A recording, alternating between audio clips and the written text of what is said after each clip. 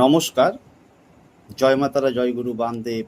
আমি জ্যোতিষগুরু দ্রোণাচার্য। দর্শক বন্ধু, যাত্রা এই রথযাত্রার পূর্ণ লগ্নে শুভ দিনে মহেন্দ্রক্ষণে শাস্ত্র বলছে, হিন্দু শাস্ত্রে বলছে, এই যে তিনটে পবিত্র গাছ আছে, এই তিনটে পবিত্র গাছের মধ্যে তিনটে হোক, দুটো হোক, একটা হোক, আপনি আপনার বাড়ির আঙিনায় হোক, ব্যালকনিতে হোক, ছাদে হোক, যেখানে হোক, আপনি যদি এই গাছ রোপণ করেন, তাহলে জগন্নাথ দেবের আশীর্বাদে আপনার জীবনে কোনোদিন অর্থের অভাব হবে না, সুখের অভাব হবে না, পরিবারে সুখ শান্তি বজায় থাকবে, সমৃদ্ধি আসবে, ছেলে মেয়েদের জীবনের উন্নতি ঘটবে।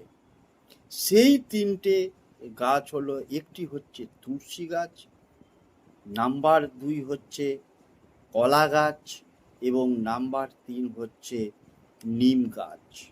তার কারণ হচ্ছে তুলসী গাছ অত্যন্ত প্রিয়, ভগবান বিষ্ণুর প্রিয়, এবং কলা গাছও ভগবান বিষ্ণুর প্রিয়। এবং তুলসী গাছের সাথে সাথে নিম গাছ হচ্ছে, এই নিম কাঠ দিয়েই জগন্নাথ বলরাম সুভদ্রার মূর্তি তৈরি হয়। যে কোনো একটা গাছ অবশ্যই কালকে আপনার বাড়িতে রোপণ করুন।